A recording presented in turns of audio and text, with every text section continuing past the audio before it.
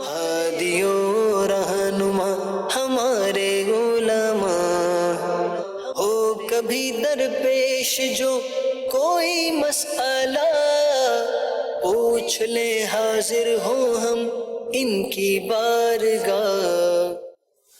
الحمدللہ رب العالمین والصلاة والسلام علی سید المرسلین، اما بعد فاعوذ باللہ من الشیطان الرجیم، بسم اللہ الرحمن الرحیم، والصلاة والسلام علیکہ یا رسول اللہ وعلی آلکہ واصحابکہ یا حبیب اللہ، الصلاة والسلام علیکہ یا نبی اللہ وعلی آلکہ واصحابکہ یا نور اللہ۔ مدنی چینل کے ناظرین، پروگرام ہے دارالافتاح اہل سنت، ہم آپ کی خدمت میں حاضر ہیں۔ اللہ پاک ہم سب کے علم میں برکتیں عطا فرمائیں اور علم دین سیکھنے کی، سمجھنے کی اور اس پر کما حق ہو عمل کرنے کی توفیق عطا فرمائیں۔ ابتداءً درود پاک کی فضیلت ہمارے پیارے رسول صلی اللہ علیہ وآلہ وسلم کا فرمان عظمت عالی شان ہے، زینوا مجالسکم بالصلاۃ علیہ فإن صلاتکم علیہ نور لکم یوم القیامہ۔ اپنی محفلیں، اپنی مجلسیں مجھ پر درود پڑھ کر خوبصورت بنا لو، تمہارا مجھ پر درود پڑھنا قیامت کے دن تمہارے لیے نور ہوگا۔ صلو علی الحبیب صلی اللہ تعالی علی محمد صلی اللہ علیہ وآلہ وسلم۔ ہمارے مہمان ہیں مفتی محمد کفیل رضا طاری، ان کو خوش آمدید کہتے ہیں۔ جزاک اللہ خیر۔ کیسے مزاج؟ الحمدللہ علی کل حال، آپ کیسے ہیں؟ ماشاءاللہ الحمدللہ۔ غوث پاک رحمۃ اللہ تعالی علیہ کا عظیم وہ عرس مبارک ہے اور لاکھوں لاکھ زائرین ماشاءاللہ وہاں پر بھی حاضر ہوتے ہیں، اور یہ تو اللہ کے پیارے اور نیک بندے ہیں کہ لوگوں کے دلوں کے اندر، بچے بچے کے دل میں ان کا پیار الحمدللہ موجود ہے اور ان کا ذکر زبانوں پر رہتا ہے۔ اور آج بھی اگر دیکھیں تو کہیں پر بھی اگر آج بھی دیکھیں تو لوگ اپنے طور پر بھی 11ویں شریف مناتے ہیں، ایصال ثواب کرتے ہیں، عرس کا اہتمام کرتے ہیں، اور یہ کرتے ہی رہنا ہمیں چاہیے۔ اپنے بزرگوں سے اور اولیاء اللہ سے یہ عقیدتیں، یہ نسبتیں، یہ سلامت رہنی چاہیے۔ اس کے حوالے سے کچھ سوالات بھی ہیں تو ہم پہلے وہ دیکھتے ہیں ہمارے ناظرین کیا پوچھنا چاہتے ہیں۔ مفتی صاحب سے سوال یہ ہے کہ اولیاء اللہ وصال کے بعد بندوں کی مدد فرماتے ہیں؟ ماشاءاللہ، اس طرح کے سوالات مزید۔ میرا مفتی صاحب سے سوال ہے کہ ولی اللہ کا جو عرس منایا جاتا ہے، کیا یہ شرعی طور پر جائز ہے؟ جواب ارشاد فرمائیے گا، جزاک اللہ خیرہ۔ آراز سے متعلق کافی لوگ سوالات بھی پوچھتے ہیں اور ماشاءاللہ مناتے بھی ہیں، لیکن ظاہر ہے اس کی ایک شرعی حیثیت کیا ہے، اس کے پیچھے بیسک شرعی طور پر دلیل کیا ہے، تو اس کے حوالے سے کیا کہیں گے؟ بسم اللہ الرحمن الرحیم۔ اولیاء اللہ کا عرس منانا نہ صرف جائز ہے بلکہ ایک جو ہے وہ مستحسن جو ہے وہ عمل ہے، اور ایسا کرنے والے جو ہے وہ اپنے اس عمل کی وجہ سے جو عرس کے اندر وہ نیک کام کرتے ہیں ثواب کے بھی مستحق ہیں، اس میں کوئی حرج جو ہے وہ نہیں ہے۔ بنیادی طور پر کسی بھی چیز کو یہ بات جاننے کے لیے کہ یہ چیز جائز ہے یا ناجائز ہے، ہمیں یہ دیکھنا ہوتا ہے کہ ایک تو ہوتا ہے اس کا نام، اور ایک ہوتا ہے اس نام کے پیچھے اس کا اسٹرکچر، اس کا کام۔ تو بھئی عرس تو اگر ہم دیکھیں تو عربی زبان کا جو ہے وہ لفظ ہے، ہمارے ہاں اردو میں بھی استعمال ہوتا ہے، لیکن عرس کے علاوہ یہ عین راسین یہ اس طرح اور کسی جگہ اردو میں استعمال نہیں ہوتا، تو اب عربی زبان کا لفظ ہے۔ تو اب اس کے پیچھے در حقیقت ہوتا کیا ہے؟ تو اگر ہم دیکھیں تو کسی بھی ولی اللہ کا عرس منانے میں ہوتا یہ ہے کہ اس دن ان کے لیے ایصال ثواب کی محافل کا اہتمام کیا جاتا ہے، کہیں قرآن خوانی ہوتی ہے، کہیں نعت خوانی ہوتی ہے، کہیں جو ہے وہ ذکر خوانی جو ہے وہ ہوتی ہے، اور اس کا ثواب ان کو پیش کیا جاتا ہے۔ پھر ساتھ ہی ساتھ ان کی سیرت کے اوپر کوئی بیان ہوتا ہے، جو ان کے متوسلین ہوتے ہیں، متعلقین ہوتے ہیں، مریدین ہوتے ہیں، یا جو بھی ان سے محبت کرنے والے افراد ہیں، ان کے سامنے ان کی سیرت بیان کی جاتی ہے تاکہ لوگ ان کی سیرت کو فالو کر کے اپنے کردار میں اور اپنے عمل کے اندر جو ہے وہ بہتری جو ہے وہ لا سکیں۔ تو ان سارے کاموں کے اوپر ہم عرس کے پیچھے کے اسٹرکچر کو اور کاموں کو دیکھیں تو ان میں سے کوئی بھی کام جو ہے وہ ناجائز نہیں ہے۔ قرآن پڑھنا بھی جائز اور ثواب کا عمل ہے، نعت خوانی بھی جو ہے وہ جائز اور ثواب کا عمل ہے، اللہ والوں کی شان میں جو منقبت پڑھی جاتی ہے وہ بھی جائز ہے کہ ان کا مقام و مرتبہ ہے، وہی مقام و مرتبہ جو ہے بیان کیا جاتا ہے جو اللہ پاک نے انہیں جو ہے وہ عطا فرمایا ہے۔ تو اس لیے شرعی اعتبار سے اس میں کوئی حرج نہیں ہے، تو اس میں کنفیوز ہونے کی کوئی حاجت نہیں ہے۔ حقیقت کیا ہے پیچھے، وہ ہے ایصال ثواب، کہ ہم ثواب پہنچا رہے ہیں، اور ایصال ثواب یہ قرآن و حدیث سے جو ہے وہ ثابت ہے۔ اللہ پاک نے قرآن مجید کے اندر بھی جو ہے وہ ایصال ثواب میں بھی اگر ہم کہیں کہ ثواب کیوں پہنچاتے ہیں ہم کسی کو، تو در حقیقت ثواب کے اندر ہم مغفرت کی دعا کرتے ہیں، اور جو نیک بندے ہیں جن کے بارے میں ہمارا یہ گمان ہے کہ یہ اللہ پاک کی جانب سے مغفرت یافتہ ہے، تو ان کے درجات کی بلندی کی دعا کرتے ہیں۔ جیسے انبیاء کرام، تو انبیاء کرام کو مغفرت کی ہماری کوئی حاجت نہیں ہے، وہ تو بخشائے ہیں اور وہ بخشوانے والے ہیں، وہ معصوم ہیں، ان سے گناہ ہونا جو ہے وہ ممکن ہی جو ہے وہ نہیں ہے۔ تو ان کے لیے جب کوئی بھی چیز ہم ثواب ان کو پیش کرتے ہیں تو در حقیقت کیا ہے، ان کے درجات کی بلندی کی دعا جو ہے وہ کرتے ہیں۔ اسی طرح جو اولیاء اللہ ہیں ان کے بارے میں بھی ہمارا یہی گمان ہے، حسن ظن ہے کہ وہ اللہ کے نیک بندے تھے، پوری زندگی انہوں نے رب تعالیٰ کی عبادت اور اطاعت میں گزاری ہے، تو وہ اللہ کی جانب سے مغفرت یافتہ ہیں۔ اللہ پاک سے ہم یہ دعا کرتے ہیں کہ مولا ان کے درجات کو مزید بلندیاں جو ہے وہ عطا فرما۔ تو یہ ایصال ثواب ہے، اور ایصال ثواب احادیث طیبہ سے بھی ثابت ہے کہ نبی کریم صلی اللہ علیہ وسلم کی مشہور حدیث ہے جو حضرت سعد رضی اللہ تعالی عنہ نے پوچھا کہ والدہ کے لیے میں کچھ خیرات کرنا چاہتا ہوں، اور پھر وہ پانی کا کنواں جو ہے وہ آپ نے کیا، اور آپ نے کہا کہ یہ سعد کے لیے ہے، کہ سعد کی ماں کے لیے ہے۔ یوں اور بہت سارے مقامات پر اس کا ذکر ملتا ہے، تو لہٰذا ایصال ثواب فی نفسی ہی عرس کے پیچھے اصل ہے۔ اس کا ایک طریقہ کار کہ ایک دن مقرر کر لینا، وہ اس لیے ہے کہ تاکہ لوگ جو ہے وہ اس دن خصوصی طور پر اس کا اہتمام کر لیں، اس جگہ جمع ہو جائیں، یا گھر میں اس کی جو ہے وہ کوئی محفل کر لیں۔ تو اگر کوئی آگے پیچھے بھی کرتا ہے تو اس میں بھی حرج نہیں، اور ایسا ہوتا بھی ہے۔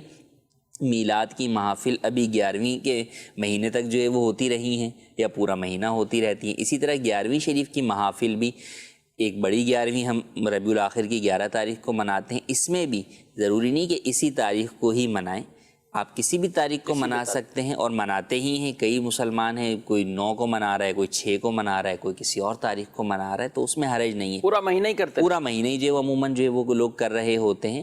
تو اس میں کوئی ایسا نہیں ہے کہ اس کو ہی فرض و واجب سمجھا جاتا ہے کہ نہیں جناب اسی 11 کو ہو سکتا ہے، اس کے علاوہ نہیں ہو سکتا، تو ایسا نہیں ہے، کسی بھی دن ہو سکتا ہے۔ اس میں آپ لنگر کا لوگ بھی اہتمام کرتے ہیں، اس میں بھی کوئی کسی قسم کی کوئی پابندی نہیں ہے، آپ جو ہے وہ اپنی حسب استطاعت جو چاہیں وہ کر سکتے ہیں۔ کسی کے پاس کچھ بھی کرنے کو نہیں ہے تو ضروری نہیں کہ عرس بغیر لنگر کے ہو ہی نہیں سکتا، وہ جو ہے وہ اپنے گھر پر بھی جو ہے وہ کچھ نہ کچھ ذکر اذکار پڑھ کے، درود پڑھ کے، قرآن کریم پڑھ کر اس کا ثواب جو ہے وہ ان ولی اللہ کی روح کو جو ہے وہ ایصال کر سکتا ہے۔ تو اس لیے عرس کے اعتبار سے کسی بھی قسم کی کنفیوژن اپنے ذہن میں ہرگز نہ پالیے۔ اس کے بنیادی اسٹرکچر پر آپ غور کریں گے تو پتہ چلے گا یہ تمام چیزیں قرآن و حدیث کے مطابق ہیں، لہٰذا اس میں کوئی حرج نہیں۔ اور نبی پاک صلی اللہ علیہ وآلہ وسلم بھی ہر سال آپ احد شریف کے جو مزارات تھے بطور خاص وہاں تشریف لے کر جاتے تھے، اور یہی عمل خلفائے راشدین کا رہا۔ علماء نے ایک یہ بھی لکھا پوائنٹ اس میں کہ بطور خاص یعنی سال میں ایک دفعہ یہ اہتمام کرنا، تو یہ آپ صلی اللہ علیہ وسلم سے بھی ثابت ہے۔ اور عرس ان کے ہے فاتحہ ہی ہے، ایصال ثواب ہی ہے، مگر جب کسی بزرگوں کی بارگاہ میں یہ پیش کی جاتی ہے تو پھر اس کے انداز مختلف ہوتے ہیں، یعنی الفاظ کا فرق ضرور ہے، اور یہ مراتب کے اعتبار سے اولیاء صالحین کے لیے جو ایصال ثواب کا اہتمام کرتے ہیں تو اس کو عرس کا نام دیا جاتا ہے۔ اچھا، ہم میلاد شریف کرتے ہیں، کھانا ہی ہے لیکن اس کو نیاز کا نام دیا جاتا ہے۔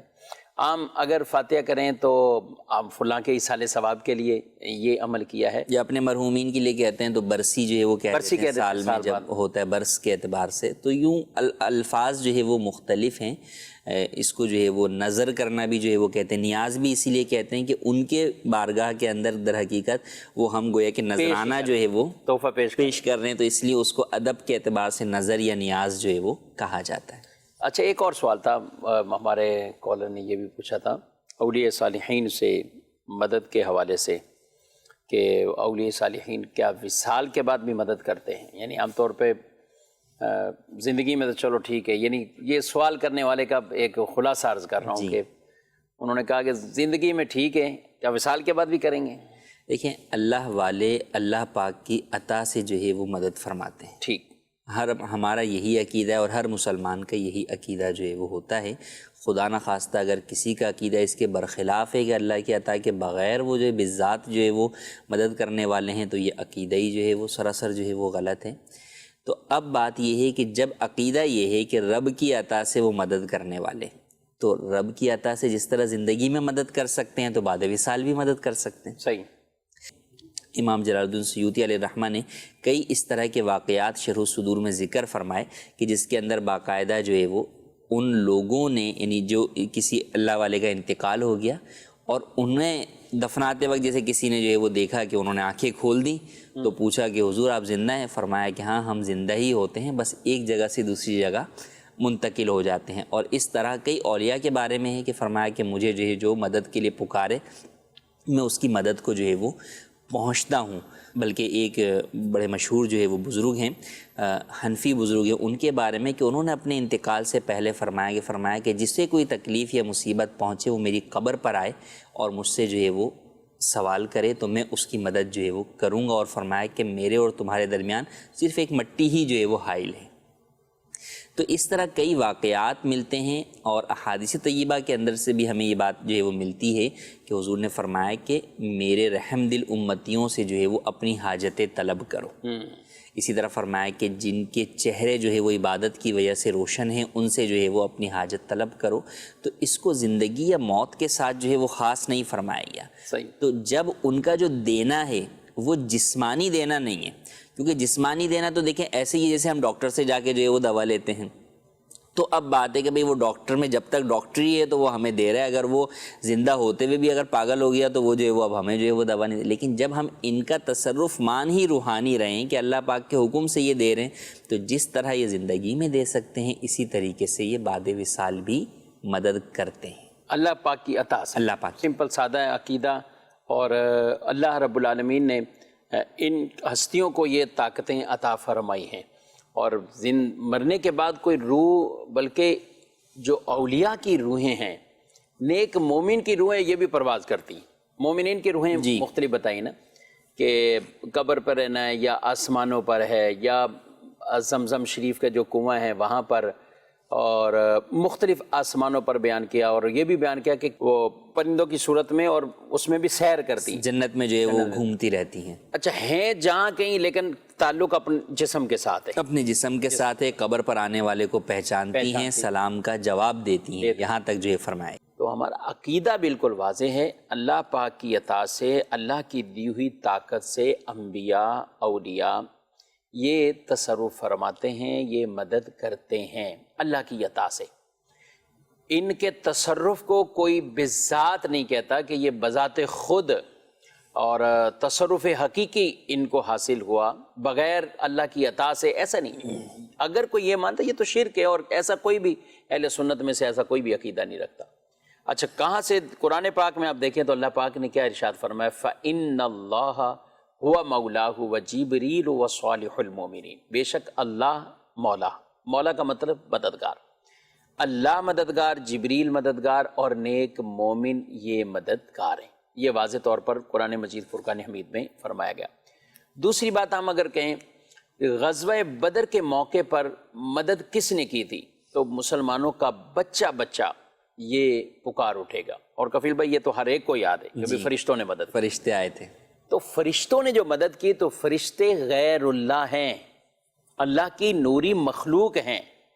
فرشتے اللہ نہیں غیر اللہ ہیں. تو غیر اللہ کو جو طاقت ملی کیسے ملی؟ اللہ نے عطا فرمائی.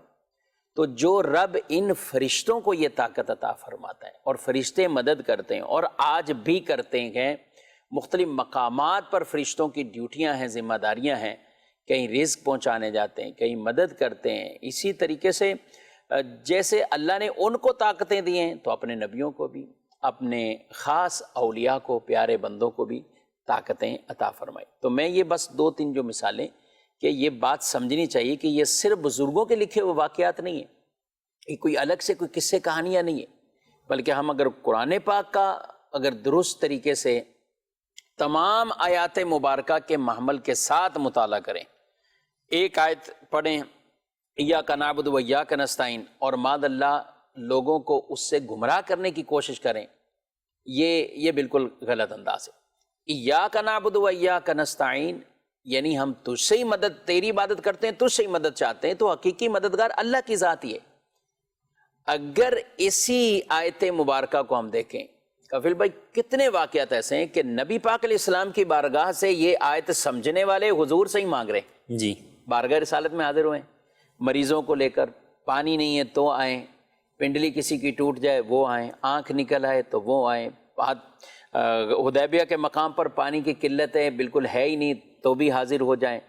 ایسی کئی اس طرح کی مشکلات جو ان کو ظاہری مشکلات آئیں تو وہ بھی یہ آیت مبارکہ پڑھے ہوئے تھے اور ہر نماز میں پڑھتے سنتے تھے، لیکن اس کے باوجود یہ نہیں تھا کہ ان کی بارگاہ میں آنا اس آیت کے مخالف ہو جائے گا۔ اور خود نبی کریم صلی اللہ علیہ وسلم کا فرمانا کہ سل مانگ ربیہ کیا مانگتا ہے، بالکل، تو یہ نہیں فرمایا کہ اللہ سے مانگ، ہاں، تو فرمایا کہ مانگ کیا مانگتا ہے، اور انہوں نے بھی کہا کہ آپ سے جو ہے وہ سوال کرتا اسالو کا ہی ڈائریکٹ، یعنی میں آپ سے سوال کرتا ہوں کہ جنت میں آپ کی مرافقت چاہیے۔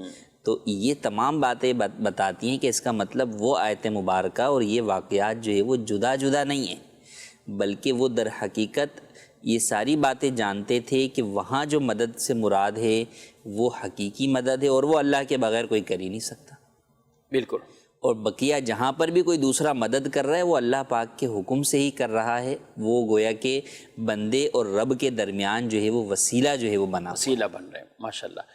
اس پر اور بھی مزید گفتگو کی جا سکتی ہے۔ امیر سنت دامت برکاتہ عالیہ کے رسائل کے اندر بھی بطور خاص اس پر وہ گفتگو کی ہوئی ہے، اور مختلف مقامات پر حضرت مولا کائنات حضرت علی رضی اللہ تعالیٰ عنہ شیر خدا کرم اللہ تعالیٰ وجہ الکریم آپ کی شان میں جو آپ کا رسالہ ہے اس کے اندر بھی آپ کو اس کی وضاحتیں ملیں گی۔ غوث پاک رحمۃ اللہ تعالیٰ علیہ ان کی اس شان میں اور ان کے کرامات کے حوالے سے اور ان کے واقعات اور ان کی سیرت کے حوالے سے جو رسائل ہیں المدینۃ العلمیہ کے، اس کے اندر بھی بڑی ڈیٹیل کے ساتھ اس مسئلے پر بھی وہ گفتگو کی ہوئی ہے۔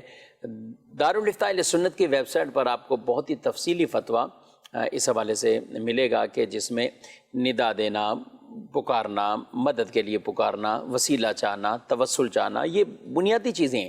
تو آپ وہاں بھی آپ دیکھیے گا تو انشاءاللہ آپ کو تحریری طور پر بھی اس کا بہترین قسم کا مواد بھی ملے گا۔ بہرحال کافی گفتگو ہوئی ہے، مزید بڑھتے ہیں، آپ کے سوالات بھی ہیں، ایس ایم ایس بھی شروع ہو چکے ہیں تو ان کو بھی شامل کرتے ہیں۔ ایک پیکج ریڈی ہے، اس کو دیکھتے ہیں۔ السلام علیکم۔ وعلیکم سمر بھائی السلام۔ کیا حال ہیں آپ کے؟ خیریت سے ہیں؟ دعائیں اللہ کا شکر۔ آپ کی خوشخبری لے کر آیا ہوں میں۔ اچھا، دکان کے مالک سے بات ہو گئی ہے میری، وہ دکان دینے کے لیے راضی ہو گیا ہے۔ اب آپ بتائیں آپ نے کیا کرنا ہے؟ شکیل بھائی کچھ دن رک جائیں، گھر میں تھوڑے مسائل چل رہے ہیں، جیسے ہی ہوگا میں آپ کو بتا دوں گا۔ کیوں، کیا ہوا؟ شکیل بھائی میری کمائی سے تو صرف میرا گھر ہی چل رہا ہے۔ میری وائف اسکول ٹیچر ہے، انہوں نے کافی پیسے جمع کیے ہیں، تو ان سے لے کے میں نے سوچا دکان کا ارینج کر لوں گا۔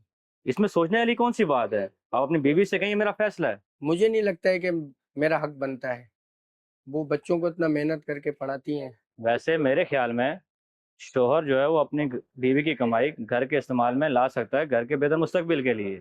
میری بات ان سے ہوئی تھی پر اب وہ پیسے دینے سے انکار کر رہی ہیں۔ سمیر بھائی، آپ کی بیوی نے رقم دینے سے کیوں منع کر دیا؟ سمجھ نہیں آیا۔ حالانکہ دکان لینے سے آپ بھی کا فائدہ ہونا ہے۔ مجھے کسی سے پوچھنا پڑے گا کیا بیوی کی کمائی شوہر استعمال کر سکتا ہے؟ سمیر بھائی، مجھے لگتا ہے یہ ہے شرعی مسئلہ، تو میرا تو مشورہ یہی ہے کہ ہم مفتی صاحب سے مشورہ لے لیتے ہیں۔ رکیے، پریشان نہ ہو، مدنی چینل پیش کر رہا ہے پروگرام دارالفتاء اہل سنت، جس میں آپ کی رہنمائی کریں گے مفتیان کرام۔ آئیے سنتے ہیں مفتی صاحب کیا فرماتے ہیں۔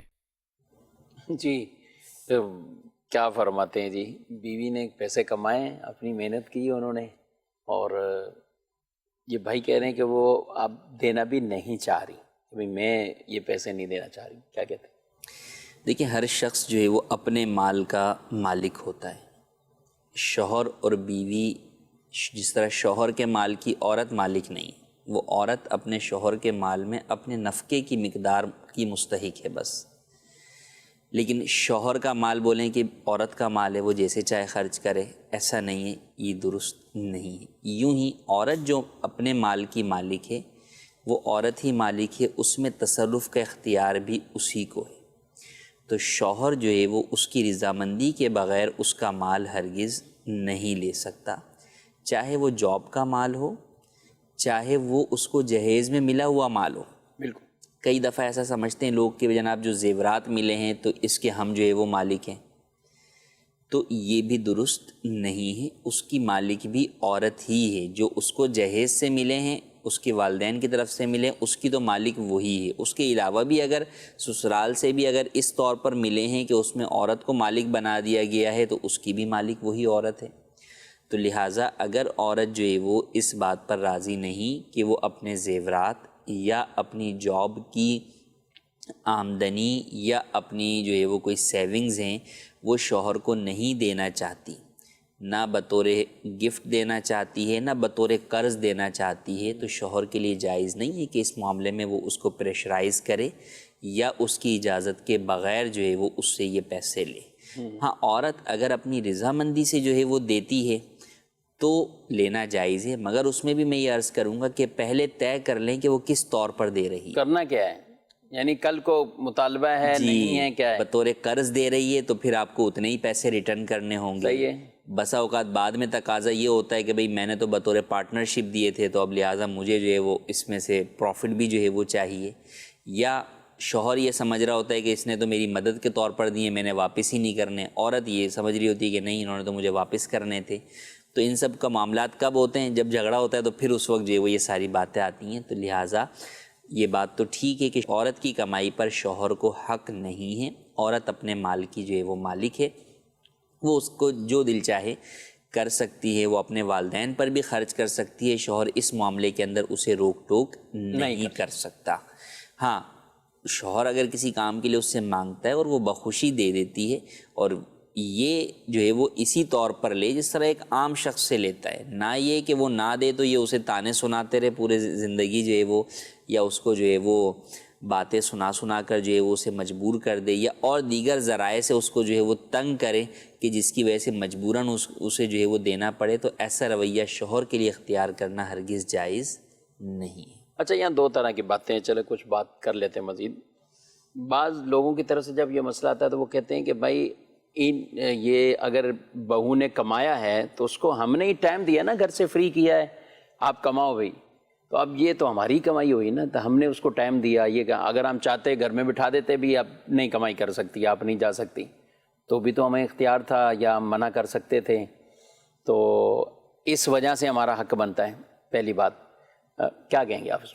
دیکھیے، بنیادی طور پر شوہر کو اس بات کا تو حق حاصل ہے کہ وہ عورت کو کمانے کے حوالے سے منع کر سکتا ہے کہ بھئی آپ نہیں جا سکتی، وہ بات نہیں جا سکتی ہیں، آپ جو گھر کے حقوق اور ذمہ داریاں ہیں وہ آپ ادا کریں، اولاد کی تربیت کریں، تو اس بات کا حق حاصل ہے۔ لیکن جب شوہر اپنے اس حق کو ساقط کر دیتا ہے، ختم کر دیتا ہے، اور عورت کو اجازت دے دیتا ہے کہ بھئی ٹھیک ہے آپ کمائیں، مجھے کوئی اعتراض نہیں ہے، تو اب ایسی صورت میں اس میں یہ سمجھنا کہ نہیں جناب میری اجازت کے بدلے میں جو ہے وہ یہ کما رہی ہے تو اس کے پیسے میرے ہوں گے، تو ایسا سمجھنا درست نہیں۔ اس کو دوسری مثال سے آپ یوں سمجھ لیں کہ اگر والدین جو ہے وہ بچے کو جو ہے وہ باہر جانے دے دیں، اوورسیز میں کسی بھی ملک جانے کی اجازت دے دیں، یہاں رہتے تو وہ والدین اس کو دیکھتے رہتے یا وہ والدین کی خدمت کرتا، تو بچہ وہاں جا رہا ہے، تو اس کا یہ مطلب تھوڑی کہ بچہ جتنا وہاں جا کے کما رہا ہے وہ سارا جو ہے وہ والدین کا جو ہے وہ ہو جائے گا کہ ہم نے تمہیں کہا تھا، ہم نے جو ہے وہ تمہیں اجازت دی تھی، نہیں دیتے تو تم جاتے کیسے؟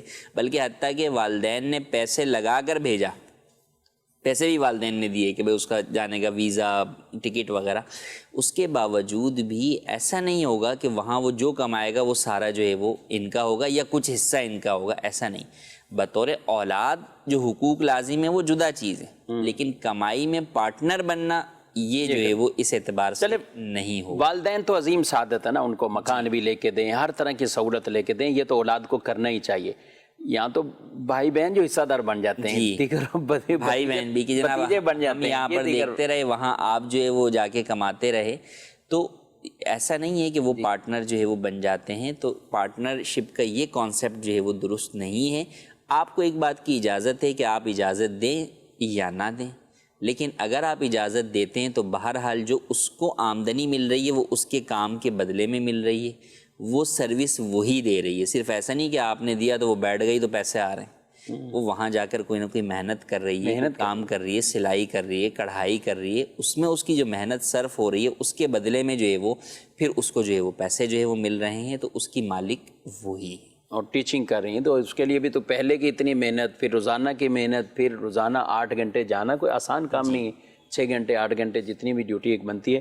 بہرحال ناظرین کرام، اس کے حوالے سے افراط و تفریط کا معاملہ نہیں ہونا چاہیے.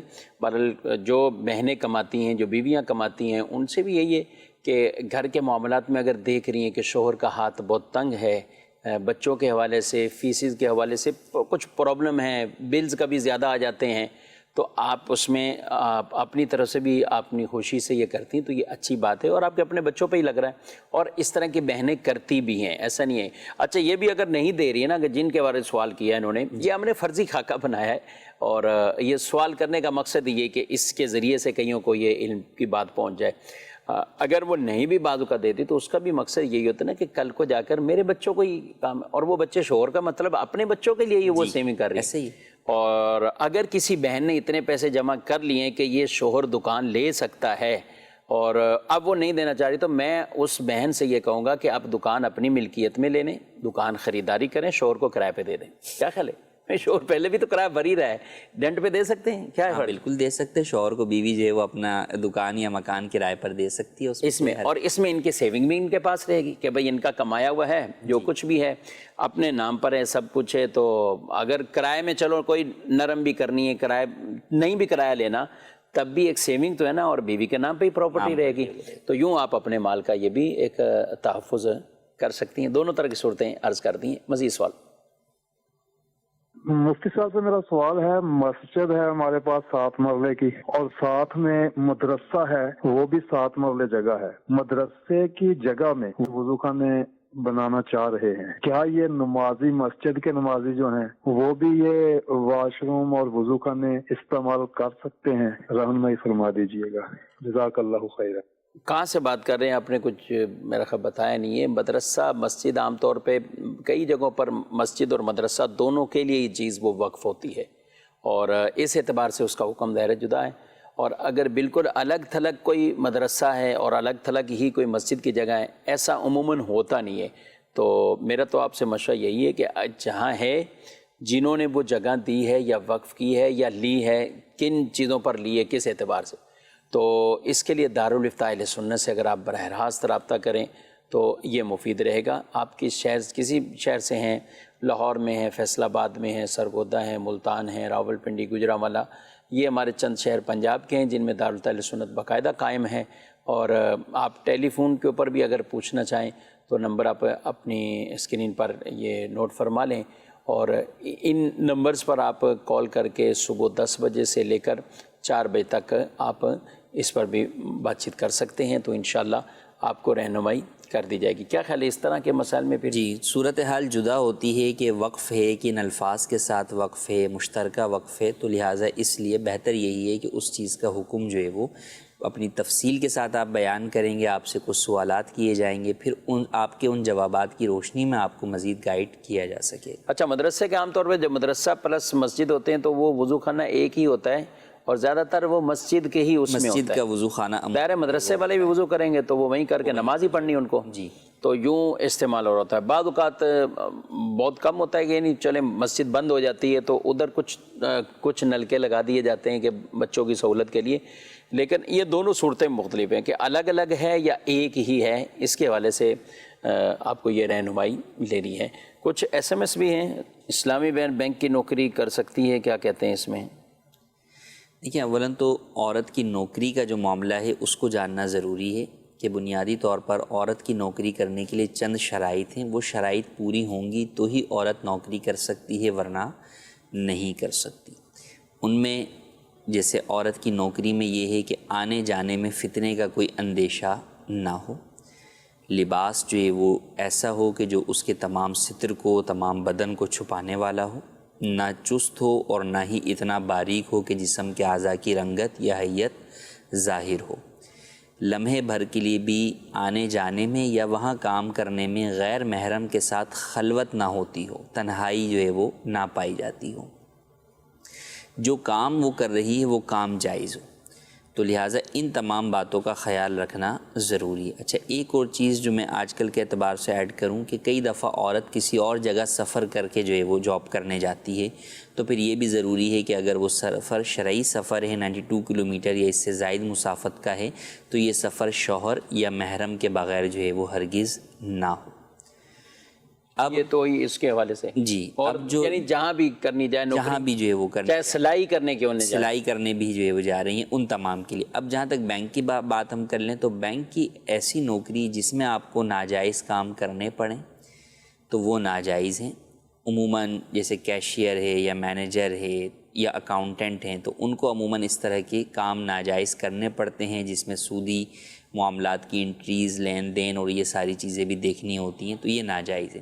ہاں، ایسی نوکری جس کا تعلق جو ہے وہ ان کاموں کے ساتھ نہ ہو، جیسے مردوں کے اعتبار سے بعض نوکریاں جیسے الیکٹریشین کی نوکری ہے یا جو ہے وہ چوکیدار کی نوکری ہے، سیکیورٹی گارڈ کی نوکری ہے، تو یہ نوکریاں بینک کی جائز ہیں۔ تو اگر اسی طرح کی کوئی نوکری عورت کی بینک کی ہو تو الگ بات ہے، لیکن عموماً جو ہے وہ بینک کے اندر جو اس طرح کی نوکریاں جو ہے وہ عورتوں کی ہوتی ہیں وہ عموماً ریسیپشنسٹ کی یا دیگر اس طرح کے کاموں کی ہوتی ہیں، تو اگر واقعی ایسا ہی ہے تو بہرحال اس طرح کی نوکری کی اجازت نہیں ہے۔ چلیے جی، کچھ مزید سوال ہیں۔ 40 دن سے زائد اگر ناخن وغیرہ رہ جائیں تو اس کے بعد کیا نمازوں پہ بھی کوئی مسئلہ پڑتا ہے؟ 40 دن سے زیادہ کرنے میں گناہ گار ہوں گے، لیکن نماز ہو جائے گی، ایسا نہیں ہے کہ نماز نہیں ہوگی، لیکن بہرحال ایسا کرنا جو ہے وہ گناہ ہے، مکروہ تحریمی ہے، تو فوری طور پر جو ہے وہ کاٹیں اور توبہ بھی کریں۔ سر پر مہندی لگی ہوئی نماز ہو جائے گی؟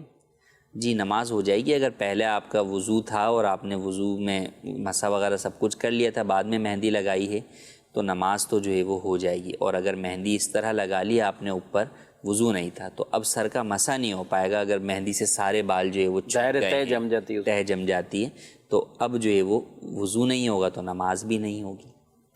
اس میں بڑے مسئلے ہیں، یعنی یہ مہندی لگانے میں بطور خاص کئی گھنٹے درکار ہوتے ہیں جی، اور بعد میں کئی نمازیں اس میں، اور جو خواتین بھی ہیں مہندی لگاتی ہیں تو ان کو تو اور زیادہ وقت اس میں چاہیے ہوتا ہے، اور تو یہ بڑا نمازوں کا مسئلہ ہے اس میں۔ نمازوں کا وہی ہے کہ اہتمام جو ہے بہرحال جو ہے وہ کرنا چاہیے۔ ہاں، یا فجر کے بعد لگا لیں، یا فجر کے بعد لگائیں تو ظہر تک بھی کافی، ظہر تک جو ہے نا وہ، یعنی بیچ میں ہر معاملے میں ہمیں یہی کوشش کرنی چاہیے، چاہے وہ آپ نے مارکیٹ جانا ہے، بازار جانا ہے، بس یہ المیہ ہے ہمارا، دکانیں، مارکیٹیں یا ہماری اپنی فراغتیں، یعنی ہم کب کام سے فارغ ہوتے ہیں، تو بعض کا ٹائم ہی وہی ہوتے ہیں کہ جو بیچ میں لگاتار نمازوں کے ہوتے ہیں، کہ اب وہ کام کرنے جائیں تو ادھر نماز کا مسئلہ، ادھر یہ، تو اس لیے اپنے ٹائم شیڈول یہ سب چیزیں ہمیں یوں سیٹ رکھنی چاہیے، فیملیز کے حوالے سے بھی، بچوں کے حوالے سے بھی، ان کو بھی کہیں بھیجنا ہے تو نمازوں کے حوالے سے بہرحال خیال ہو کہ بیچ میں اگر نماز کا وقت ہے تو نماز کہاں ادا کرنی ہے، اس کے لیے ضرور غور و فکر کر لیا جائے۔ ایک سوال ہے بڑا عجیب سا، وضو ٹوٹ گیا تو 3 بار کلی کرنے سے ٹھیک ہو جائے گا، یہ کیسا ہے؟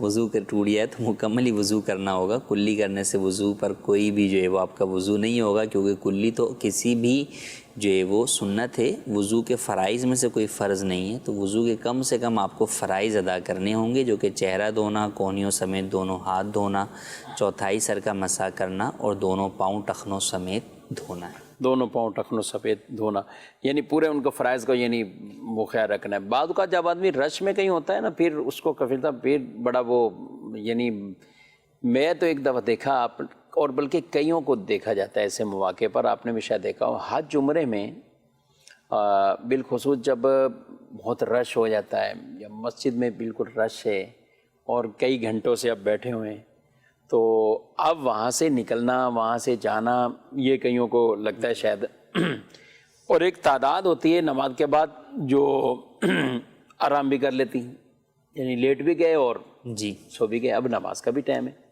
اچھا، مسجد نبوی شریف میں تو اوورال تقریباً جو ہے وہ قالین ہے اور یوں ہے، لیکن حرم شریف، حرم کعبہ میں ظاہر طواف کرنا ہوتا ہے تو وہاں اس طرح کی چیزیں مسجد میں تو ہیں لیکن مطاف میں اور ان چیزوں پہ نہیں۔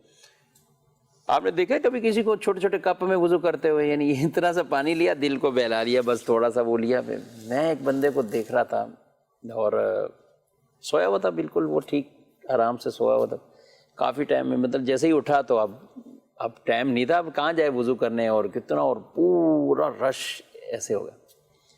تو اب یوں ڈال دیا، بس تھوڑا دل کو بہلا دیا کہ میں نہیں ہے. اس طرح کا وضو ہو جائے. مسح کر لیا ہوگا شاید انہوں نے جو ہے وہ.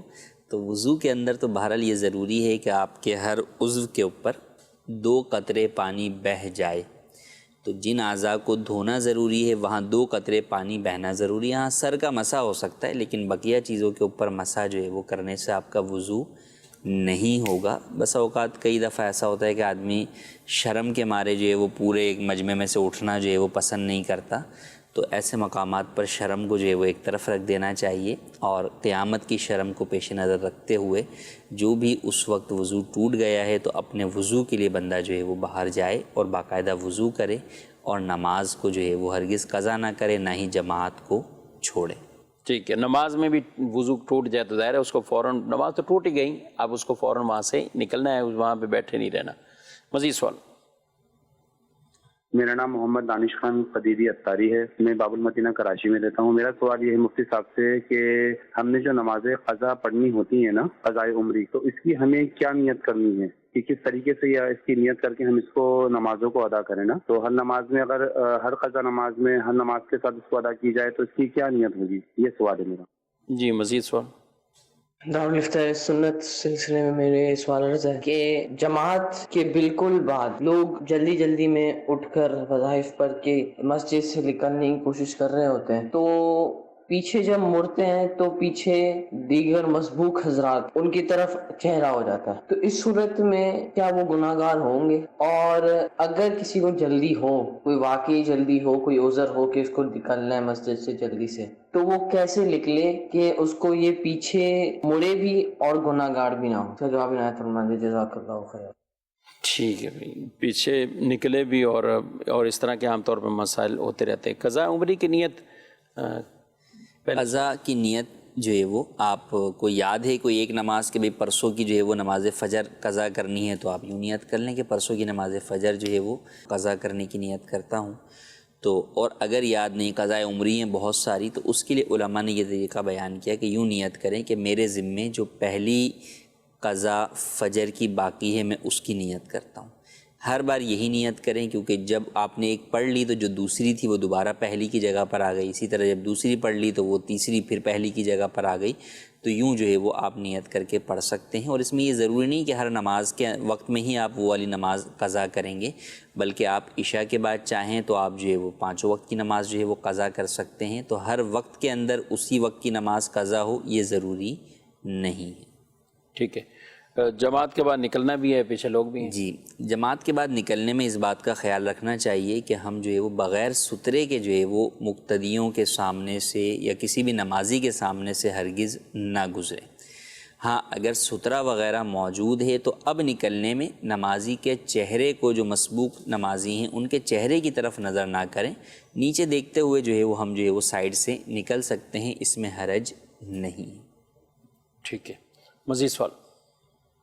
چلو خوشاب تفصیل تو خالص بول دیتا ہے این متعلق نا غلام رسول یہ جمعہ بھی سنتا ہے، اگر پہلے رہ بنی تب عربی پڑھنی جائے گی. سوال ہے جمعے دی سنتا پہلے رہ گئے ہیں تے بعد پڑھنی نہیں، یعنی پہلے فرض پڑھ کے اس تو بعد 4 سنتاں اور پھر پہلیاں جڑی سنتا 4 رہ گئے ہیں ان سنتاں نو پڑھ کے اس تو بعد 2 سنتاں پڑھ کے اپنی نماز مکمل کریں. سنتاں موقدہ نے، یعنی جمعے تو پہلے جڑیاں پڑھی جا رہی ہیں سنتاں یہ موقدہ نے، غیر موقدہ نہیں نے. کوشش یہی ہونی چاہیے کہ جمعے دے خطبے یعنی اذان تو پہلے سنتاں اپنی ادا کر لیں، اور ہر مسجد دے وچ موقع ملتا ہے اور آرام نال ادا کر لیندے نے. اگر کسی وجہ نال تسی لیٹ آئے، کوئی مسئلہ ہو گیا تو انہوں چھڈن دی یا ترک کرن دی اجازت نہیں ہے. اگر وہ رہ گئی نہیں تو اس تو بعد تسی انہوں نے پڑھنا ہے. دوسری بات یہ کہ اگر مسجد تسی آئے اس ٹائم کہ مسجد وچ اذان شروع ہو چکی ہے یا خطیب صاحب خطبہ دین شروع ہو گئے، تو خطیب صاحب جب خطبہ دین شروع ہو گئے تو اس تو بعد تسی خطبہ سننا ہے. ہوں سنتاں پڑھن دے مشغول نہیں ہونا، سنتاں پڑھنے سے پڑھنی نہیں شروع کرنی. ہاں تسی پہلے پڑھ رہے ہیں اور درمیان چوں خطیب صاحب نے خطبہ شروع کیتا یا اذان شروع ہو گئی، وہ تسی اپنی سنتاں پوریاں کر لو. لیکن اگر آئے تسی اس ٹائم ہے اور بڑی لوکاں دی تعداد ہے کہ آندی اس ٹائم ہے کہ جدو خطیب صاحب نے خطبہ پڑھنا ہے اور جلدی جلدی آئے تو آگے سنتاں شروع کریں. ہوں سنتاں پڑھن دا ٹائم ہی نہیں. آرام نہ بیٹھو، خطبہ سنو اور فرض پڑھو جمعے دے، اور اس تو بعد ان سنتاں نو تسی ادا کرنا ہے. یہ سنتاں موقدہ نے، یہ غیر موقدہ نہیں نے. اور سنتاں موقدہ انہوں چھڈن دی اجازت نہیں ہے. انہاں دی عادت اگر کوئی چھڈن دی بناوے تو گناہگار بھی ہوندا ہے. تو جمعے والے دن خطیب دے خطبے تو پہلے پہلے فرشتیاں بھی انہاں دے نام لکھ دینے کہ کہڑے کہڑے لوگ آئے نے آ کے مسجد وچ جمعے دی نماز ادا کر رہے نے. انہاں دے نام لکھ دین، باقاعدہ فرشتیاں دے رجسٹر نے، اور نام لکھ کے انہوں نے. لیکن جدوں ہی خطیب صاحب خطبے واسطے کھڑے ہوندے نے تو فرشتے بھی اپنے رجسٹر بند کر دین کہ ہن انہاں دے نام نہیں لکھے جاندے، جڑے اس تو بعد ہوندے نے انہاں دے نام پھر نہیں لکھے جاندے. تے اس طرح نہ ہو، پہلے آؤ تسی اپنا بیان بھی جڑے بھی عالم دین تواڈے بیان کر دین تسی بیان بھی انہاں دا سنو، اور پراپر طریقے نال جمعے دی نماز ہوے، سنتاں بھی پہلے پڑھ لو اور بڑے طریقے دے نال پوری نماز ہوے. ہفتے دے وچ ایک دن ہے جمعہ، غریباں دی عید دا دن ہے. جمعہ غریباں واسطے حج دا دن کیا گیا ہے. فقراء مسکین انہاں واسطے حج دا دن کیا گیا ہے، کہا گیا حدیث پاک ہے. تو اس واسطے ان دی اہمیت دا خیال رکھو. بہرحال ان سنتاں نو ادا کرنا ہے. ناظرین کرام، پروگرام آپ نے ملاحظہ کیا ہے اور وقت بھی ہمارا اختتام کو پہنچا ہے. آپ سے اجازت چاہتے ہیں فی امان اللہ. ہادیو رہنما ہمارے علماء ہو کبھی درپیش جو کوئی مسئلہ پوچھ لے، حاضر ہوں ہم ان کی بارگاہ.